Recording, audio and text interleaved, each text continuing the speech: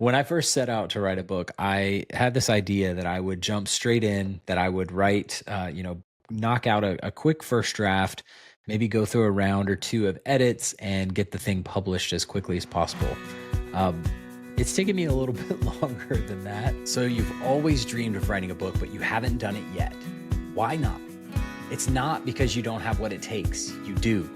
It's not because you don't have the time, and it's not because you don't have the right tools.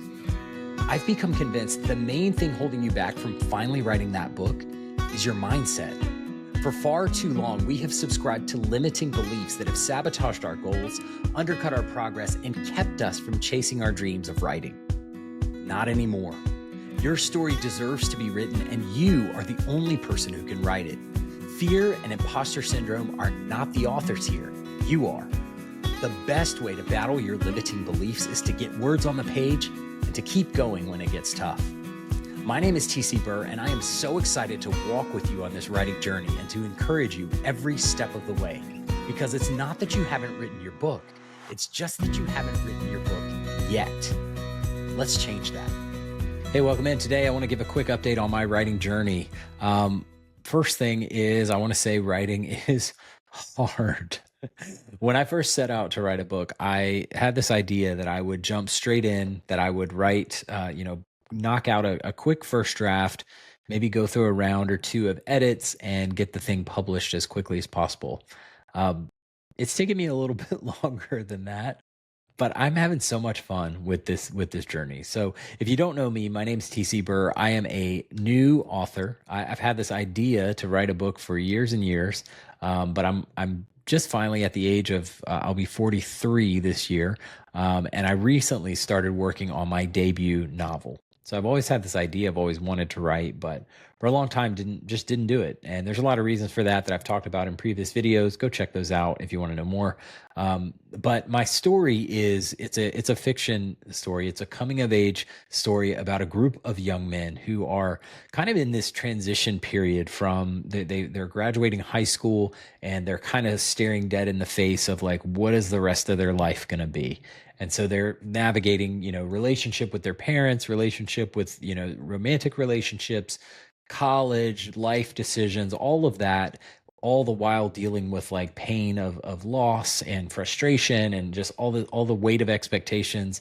And it's set in this river valley where I grew up in Virginia, in between these two enormous mountains, where my friends and I spent so many of our summers catching smallmouth bass and really becoming best friends. And so it's a story about friendship. It's a story about fathers and sons.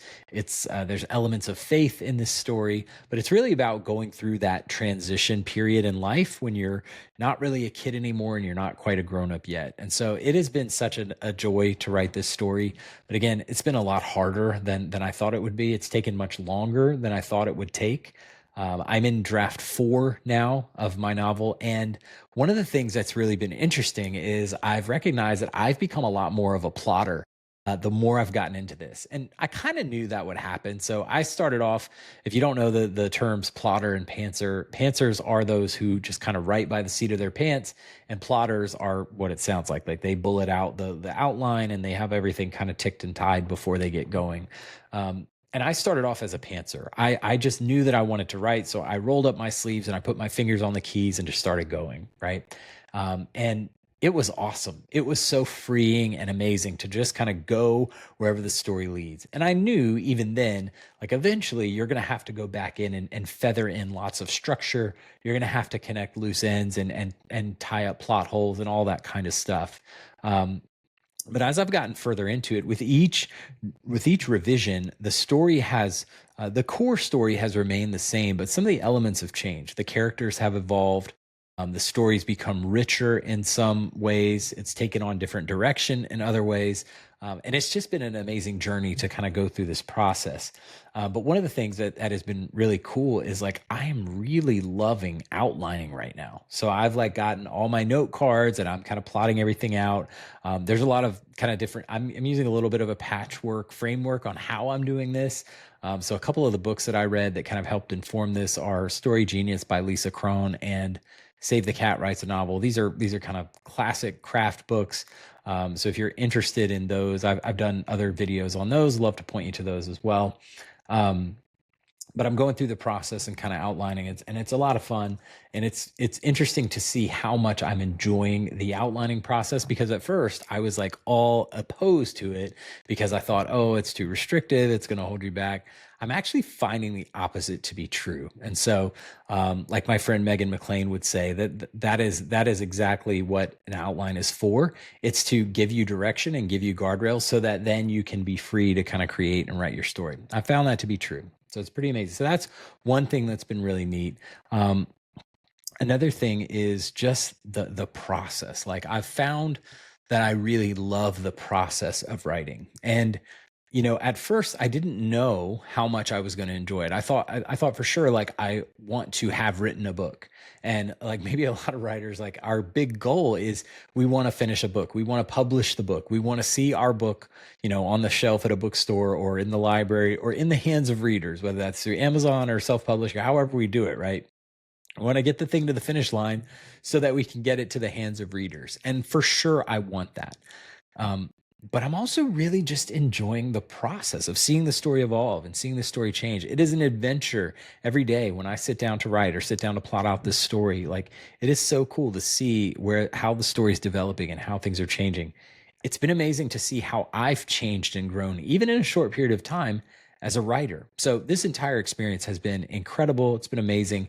And I think back to a conversation I had with another author friend of mine, Frank Reddy, when I asked him, what advice would you give? He's published several books. And I said, Frank, what advice would you give to somebody who's just starting out? And one of the things that Frank said in our conversation was, you really got to fall in love with the process of writing, because it is work. It takes time. It's an investment. And if you're just after the results, you're going to burn out. You've really got to fall in love with the process. And I am happy to say that that is absolutely what has happened to me. I now know that I'm going to be a writer for the rest of my life. And so, it's just been an incredible journey, and I'm super excited to kind of see where it goes, see what's next. Right now, again, I am in the fourth draft, and I'm really being intentional about putting together an outline, because I want this thing to as much as I can. I want to minimize plot holes. I want to have a real cohesive story. I'm writing it from a dual point of view, which is a little bit of a challenge, but those are the types of books that I love to read. And so I think it just makes a lot of sense for the story that I'm trying to tell. One of the other really cool things that happened recently is I mentioned that the setting and the setting of this book is super important, because it is, again, I'm trying to paint this picture for you. It is in this valley in the mountains in Virginia, where the river kind of cuts through these two mountains. And so you've got like there's a dam that's built, and then underneath the dam, there's this really, really expansive area of pretty shallow water, where my friends and I would spend our summers, our teenage summers, wading through the water, casting out toward the dam and catching so many fish.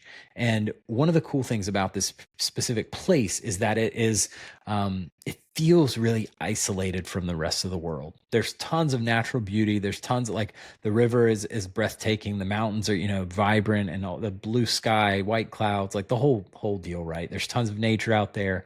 And when you're down in that valley, really the rush of the water and the call of the birds or whatever else, like that's all you hear. And you look around in every direction, and there's evidence that like humans exist, right? There's a bridge off in the distance, and the dam itself is right. But like, it's very easy to be down there and feel like you are the only person, like you and the people you're with are the only people in the world. Not a lot of cell phone service down there. And of course, back when I was growing up, we didn't really even take our cell phone. We barely had cell phones back then. And we didn't take them down there. So it was just kind of this moment to pause, where like, no matter what else is going on in the world, when you're down in that valley, when you're between these two mountains, it's just kind of like everything else was on pause. Nothing else really mattered except for enjoying the moment, being in God's creation, and just building relationships with your friends, and just enjoying the beauty that God created. So that's kind of the essence of what I'm hoping to capture with this story. And one of the cool things that happened recently was I was able to connect with some of my friends who I hadn't seen in a while. We live in different towns, but we went back to this spot and we took our sons. And so it was the first time being back there in over 20 years, which I'm a little bit embarrassed and ashamed to admit, because it was such a formative place growing up, such a formative, activity growing up. But, as one does, you get married, you grow up, you start a job, you move to a different town, and you just, you don't have as many opportunities. But it was so amazing. Like when I stepped down there, as much as the world around this place had continued to progress, it was like this place stayed frozen in time. Like it was the exact same as it was 20 years ago. I'll share a couple of pictures here as well, but we didn't catch as many fish that day as I hoped we might, but it was an incredible experience and it was amazing to be back there. So I'm looking forward to continuing to work on this. I just wanted to come on and share a quick update. The writing process for me has been super hard. It has been long and arduous and late nights and early mornings. But I'm starting to realize that, like most good things that are worthwhile in life, it takes some investment. And sometimes you're going to go through some hardships, but it's worth it. It is so worth it. And so maybe you're starting to write, maybe you're in the middle of the writing, maybe you're on your fourth or fifth draft. Keep going. It's worth it. Stay committed to the process and see the thing through, because I really do believe that it's going to be worth it in the end.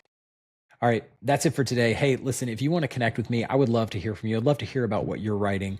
Go to my website, tcburr.com. You'll see a bunch of links there on how to follow me, connect with me on social media. You can comment on this video. Let me know what you're working on and how can I encourage you in the book that you're writing. Thanks. Talk to you soon. Bye.